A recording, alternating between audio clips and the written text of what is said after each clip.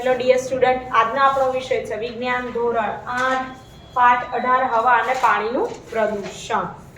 હવે આગળના વિડીયોમાં તમે હવાનું પ્રદૂષણ એટલે શું, હવાનું પ્રદૂષણ કઈ કઈ રીતે થાય છે, હવાને પ્રદૂષિત કરવાવાળા પ્રદૂષકો કયા છે, પ્રદૂષકોની વ્યાખ્યા, કઈ કઈ અસરો થાય એના વિશે અભ્યાસ કર્યો.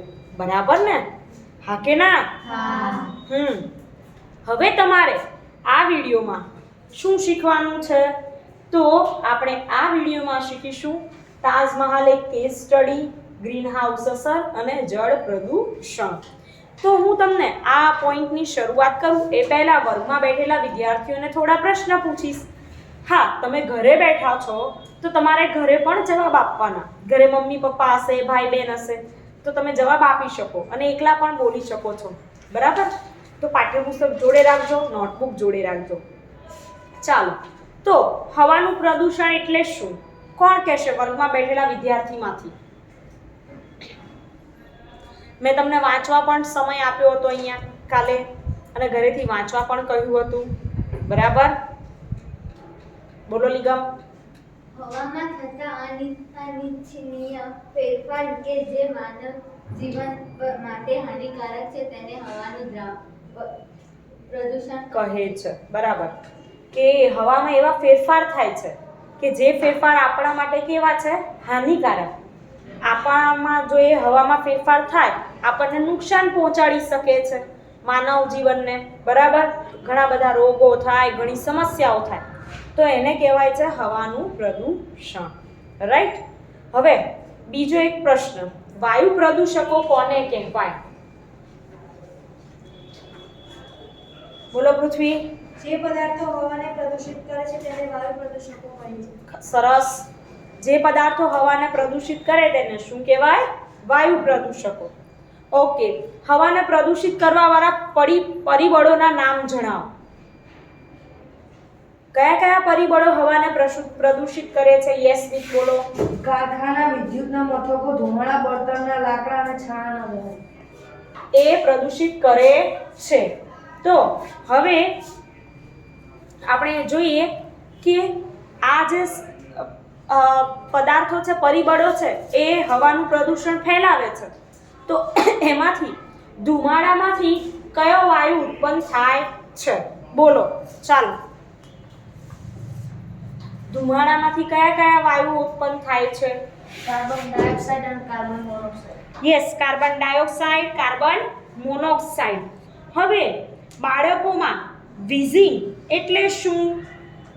મેં કાલે તમને સમજાવ્યું હતું કે શ્વાસ મારફતે હવા અંદર બહાર જાય ત્યારે અવાજ ઉત્પન્ન થાય છે, એને શું કહેવાય? વિઝિંગ કહેવાય છે.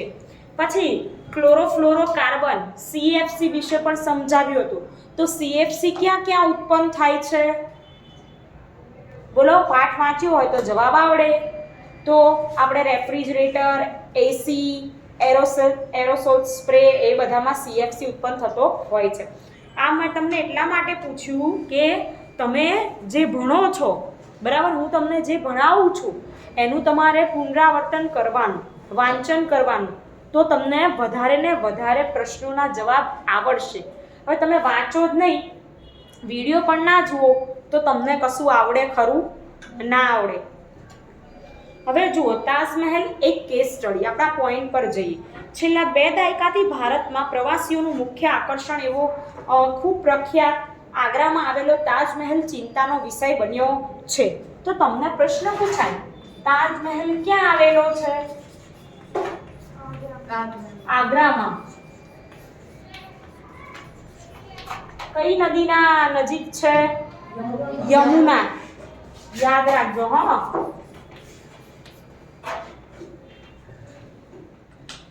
હવે હવામાં રહેલા પ્રદૂષકો તેની આરસની જે ચમક છે એ ઝાંખી કરી રહ્યા છે. મેં તમને આગળના વિડીયોમાં વાત કરી હતી કે આરસ પાણમાંથી બનેલો છે, સફેદ માર્બલમાંથી બન્યો છે. બરાબર? પણ હવે ધીમે ધીમે ધીમે એની જે સફેદાઈ છે એ ઝાંખી પડવા લાગી અને પીળાશ પડતો થઈ ગયો છે. તો પ્રદૂષિત હવાથી ખાલી સજીવો જ પ્રભાવિત થાય છે એવું નથી, પરંતુ નિર્જીવ પદાર્થોમાં પણ અસર જોવા મળે છે.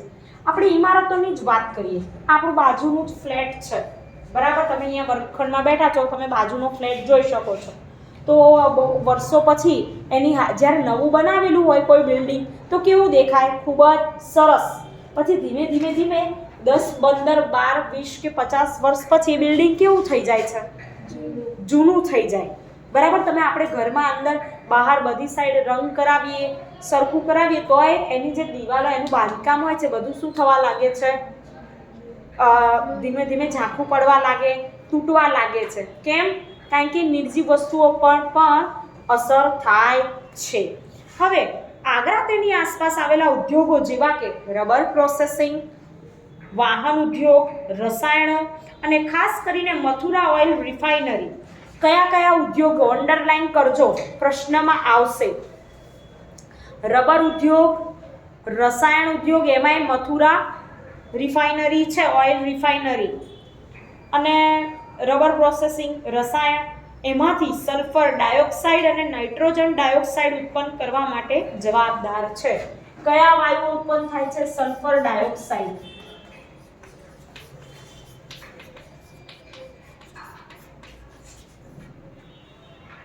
અને બીજું છે નાઇટ્રોજન ડાયોક્સાઇડ.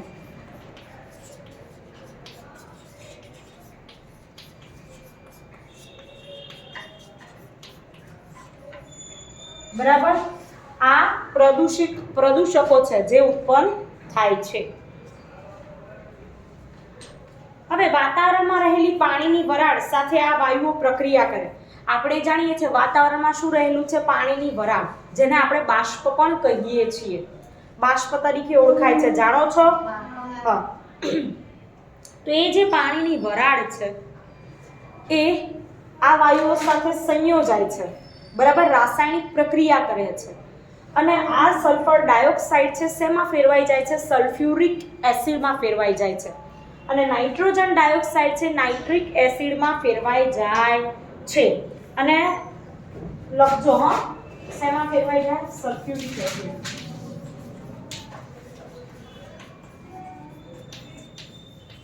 પાણીની બાષ્પ સાથે પ્રક્રિયા કરીને.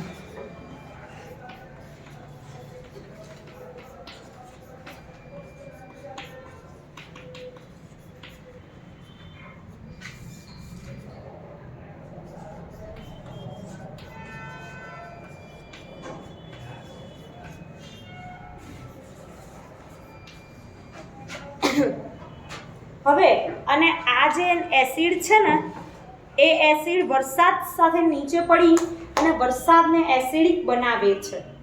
શું થાય કે વરસાદ સાથે એસિડ ભળી જાય એટલે વરસાદનું માધ્યમ કેવું થઈ જાય? એસિડિક. તમે એસિડ બેઝ વિશે શીખ્યા હશો, બરાબર. 7મા ધોરણમાં એસિડ બેઝ અને ક્ષાર. ઓકે. તો એસિડિક માધ્યમ બનાવે ને એ એસિડ વર્ષા સ્વરૂપે વરસાદ ધરતી પર આવે છે અને એસિડ વર્ષા કહેવાય છે. તમને પૂછાય એસિડ વર્ષા એટલે શું? તો વાતાવરણમાંના સલ્ફર ડાયોક્સાઇડ, નાઇટ્રોજન ડાયોક્સાઇડ જેવા ઝેરી વાયુઓ પાણીની બાષ્પ સાથે વરસાદ સાથે પ્રક્રિયા કરી અને એસિડ બનાવે છે અને જે વરસાદ સ્વરૂપે એસિડ માધ્યમમાં ક્યાં આવે છે? જમીન પર આવે છે અને નુકસાન પહોંચાડે, એને કહેવાય એસિડ વર્ષા. હવે એસિડ વર્ષાને લીધે શું થાય? તો આપણે જે એસિડ વર્ષાને કારણે જ આપણો જે આરસ પાણીનો તાજમહેલ છે કેવો થવા લાગ્યો છે? પીળો પડવા લાગ્યો છે. સમજણ પડે છે? અને એસિડ વર્ષાને કારણે મોટી મોટી જે બિલ્ડિંગ હોય ધીમે ધીમે શું થાય? ઝાંખી થતી જાય, ધોવાણ થતું જાય, ખવાઈ જાય આરસ. અને આ જે આરસ ખવાઈ જાય આ ઘટનાને આરસનું કેન્સર પણ કહેવાય છે. જેમ આપણા શરીરનું કેન્સર એમ આરસનું પણ કેન્સર. સમજણ પડે છે? Okay, fine. નિલંબિત કણો જેવા કે મથુરા ઓઇલ રિફાઇનરી દ્વારા ઉત્સર્જિત થયેલા સૂક્ષ્મ કણો એ આ આરસને પીળો પાડવામાં ફાળો આપ્યો છે. આજુબાજુમાં શું છે? ઉદ્યોગો છે અને એમાંથી આવા નિલંબિત કણો બધું ઉત્પન્ન થાય છે અને એ પણ શું કરે છે? આરસ પાને ધીમે ધીમે પીળા પાડી રહ્યા છે. એટલે આપણો તાજમહાલ પોતાની જે ચમક છે ગુમાવી રહ્યો છે. તાજને બચાવવામાં બહુવિધ પગલાં સુપ્રીમ કોર્ટે લીધા છે. તમને ખબર છે સૌથી મોટી કોર્ટ કઈ આપણી? Supreme court. જાણો છો ને? ઓકે. ગુજરાતમાં કઈ કોર્ટ છે? ગુજરાત હાઈકોર્ટ. બરાબર, એ મેઇન કહેવાય. ગુજરાત હાઈકોર્ટમાંથી ફરિયાદ કરવી હોય તો ક્યાં જવું પડે? આગળ ઉપર કરવી હોય તો દિલ્હી સુપ્રીમ કોર્ટ. પહેલા તાલુકા લેવલે હોય કોર્ટ, પછી જિલ્લા લેવલે હોય. જિલ્લા લેવલથી આખા ઓલ ગુજરાતથી એક હોય ગુજરાત હાઈકોર્ટ, અને પછી એની ઉપર હોય સુપ્રીમ કોર્ટ દિલ્હી. તો સુપ્રીમ કોર્ટે લીધા છે. તેમણે ઉદ્યોગોમાં સ્વચ્છ બળતણ જેવા કે સીએનજી. હવે સીએનજી નું પૂરું નામ પૂછાય, નાના ધોરણથી ભણી આવો છો. Compressed natural gas.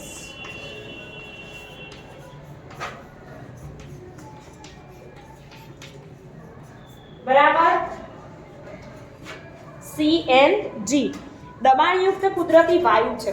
અને LPG liquefied petroleum gas. Liquefied petroleum gas.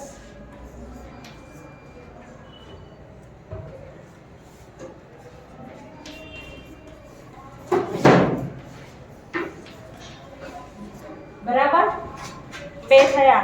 CNG compress natural gas, LPG નું પૂરું નામ છે લિક્વિફાઈડ પેટ્રોલિયમ ગેસ. નો ઉપયોગ કરવાનો આદેશ આપ્યો છે. વધુમાં વધુ વાહન વ્યવહારમાં પણ સીસા રહિત પેટ્રોલ વાપરવાની સલાહ આપવામાં આવી છે. તમારા વડીલો સાથે ચર્ચા કરી અને જાણો કે 20 થી 30 વર્ષ પહેલા તાજની હાલત વિશે તમને એમનું શું કહેવું છે. તમારી ચિત્રપોથીમાં તાજમહેલનું ચિત્ર મેળવીને લગાડો. બરાબર, તાજમહેલનું ચિત્ર આપ્યું છે આપણા પાઠ્યપુસ્તકમાં. જુઓ, તમને દેખાય છે? ઓકે. હવે વાત કરીએ ગ્રીન હાઉસ અસર. તો તમને આટલી ખબર પડી તાજમહાલ વિશે? હવે આપણો નેક્સ્ટ ટોપિક છે ગ્રીન હાઉસ અસર. ગ્રીન હાઉસ ઇફેક્ટ પણ કહેવાય છે. હવે તમને ખબર છે કે સૂર્યના કિરણો છે પૃથ્વીની સપાટીને ગરમ કરે છે. તમને ખબર છે એવું? સૂર્યમાંથી આપણને શું મળે છે? પ્રકાશ અને ઉષ્મા મળે છે. એ પ્રકાશ જે મળે છે એ કેવો હોય? આપણને શું કરે છે? જમીનને ગરમી આપે છે. તો પૃથ્વી પર આપતા થતા વિકિરણોનો કેટલોક હિસ્સો તેના દ્વારા શોષાઈ જાય, જ્યારે કેટલોક અવકાશમાં પાછો પરાવર્તિત થાય છે. જેમ કે પૃથ્વીના કિરણો, હું તમને સમજાવું.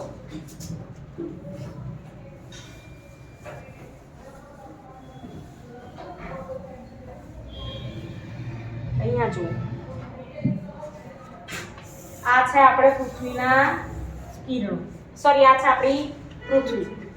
અહીંયા આપણો છે સૂર્ય.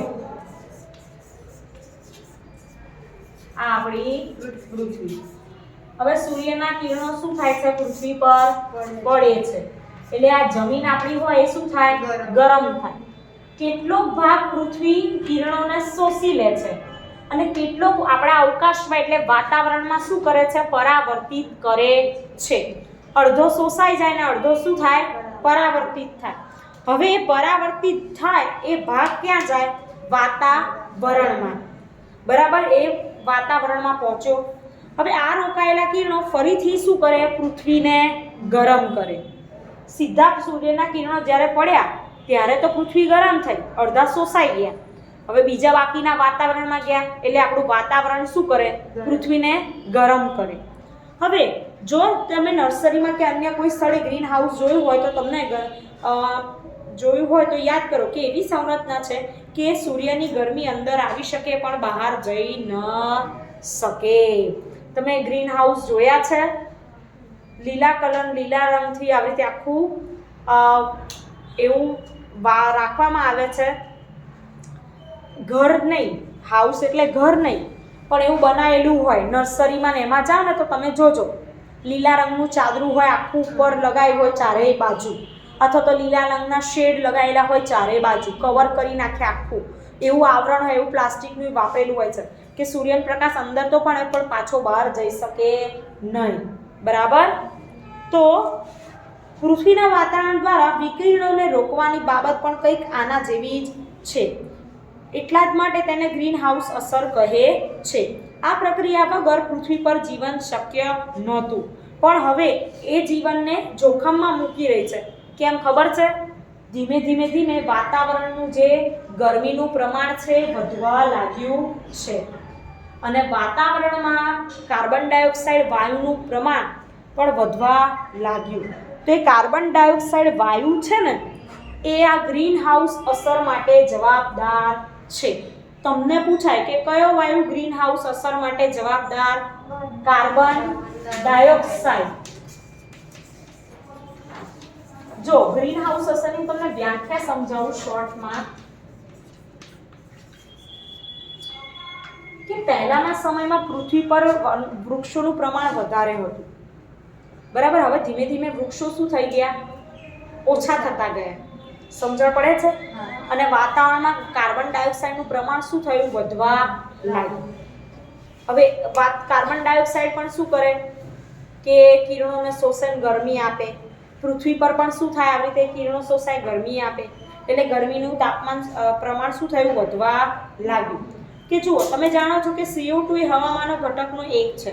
વનસ્પતિમાં પણ કાર્બન ડાયોક્સાઇડની ભૂમિકા વિશે જાણો છો. શું કરે છે વનસ્પતિ?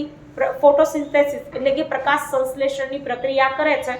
પ્રકાશ સંશ્લેષણની પ્રક્રિયા દ્વારા વનસ્પતિ કાર્બન ડાયોક્સાઇડ વાયુ લે છે વાતાવરણમાંથી અને ઓક્સિજન વાયુ વાતાવરણને આપે છે. બરાબર. હવે પણ શું થાય કે વનસ્પતિનું પ્રમાણ ઘટવા લાગે તો વાતાવરણમાં કાર્બન ડાયોક્સાઇડનું પ્રમાણ શું થાય? વધી જાય. અને ઉદ્યોગો અને વાહનોના લીધે તો વધે જ છે, બળતણોના લીધે. એટલે સંતુલન જળવાઈ રહે નહીં. તો જુઓ, એક બાજુ માનવ પ્રવૃત્તિઓ દ્વારા સતત CO2 મુક્ત થાય અને બીજી બાજુ વન્ય વિસ્તારો ઘટી રહ્યા છે. વનસ્પતિ પ્રકાશ સંશ્લેષણ માટે વાતાવરણમાંનો CO2 વાપરે છે અને તે રીતે હવામાં CO2 નું પ્રમાણ ઘટાડે છે.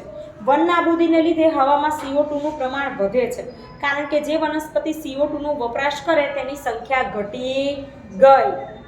હવે આ માનવ પ્રવૃત્તિઓ વાતાવરણમાં CO2 ના જથ્થાને જમા કરવાનો ફાળો આપે. CO2 શું કરે? ગરમીને રોકે છે. હવે તેને અવકાશમાં જતી રહેવા દેતી નથી. અવકાશમાં જતી રહે થોડી ઘણી ગરમી તો પણ તાપમાન વધે નહીં. પણ આમાં શું થાય કે અવકાશમાં જતી નથી, CO2 એને શું કરે? રોકી રાખે. એટલે શું થાય? પૃથ્વીના તાપમાનમાં સરેરાશ ધીમે ધીમે વધારો થાય છે. તો તાપમાનમાં વધારો થાય એને શું કહેવાય? Global warming. ગ્રીન હાઉસ અસરમાં શું છે અને ગ્લોબલ વોર્મિંગ અસરમાં શું છે એ તમને સમજાવો. ગ્રીન હાઉસ અસરમાં સૂર્યના કિરણો પૃથ્વી પર આવે છે. પૃથ્વીનો અમુક ભાગ એને શોષે છે, અમુક ભાગ ક્યાં જાય છે? વાતાવરણમાં. તો એ છે આપણી ગ્રીન હાઉસ અસર. બરાબર.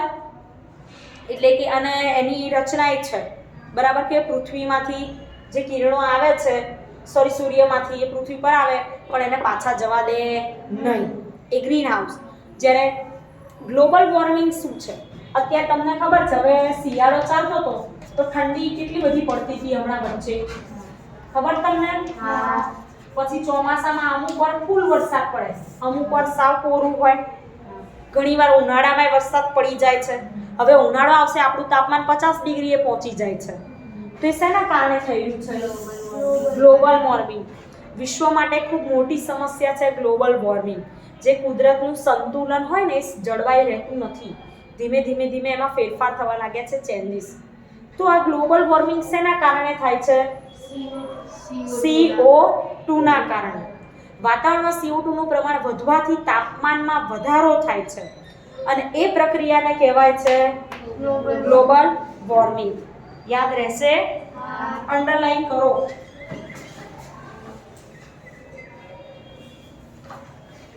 વ્યાખ્યા લખાવતી નથી, અંદર આપેલી છે તો તમે લખી લેજો. બરાબર. બીજા વાયુઓ જેવા કે મિથેન, નાઇટ્રસ ઓક્સાઇડ, પાણીની વરાળ પણ આ અસરમાં ફાળો આપે છે. ગ્લોબલ વોર્મિંગ કે ગ્રીન હાઉસ પૂછે તમારે શું લખવાનું? Carbon dioxide. એ સિવાય પૂછે કે બીજા કયા? તો મિથેન, નાઇટ્રસ ઓક્સાઇડ. યાદ રાખજો. મિથેન, નાઇટ્રસ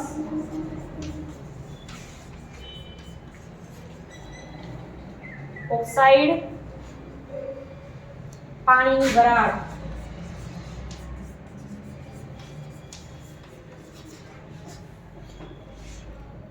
માં ફાળો આપે છે. CO2 ની જેમ તેમને પણ ગ્રીન હાઉસ વાયુઓ કહે છે. તો આ પણ શું છે? ગ્રીન હાઉસ વાયુ.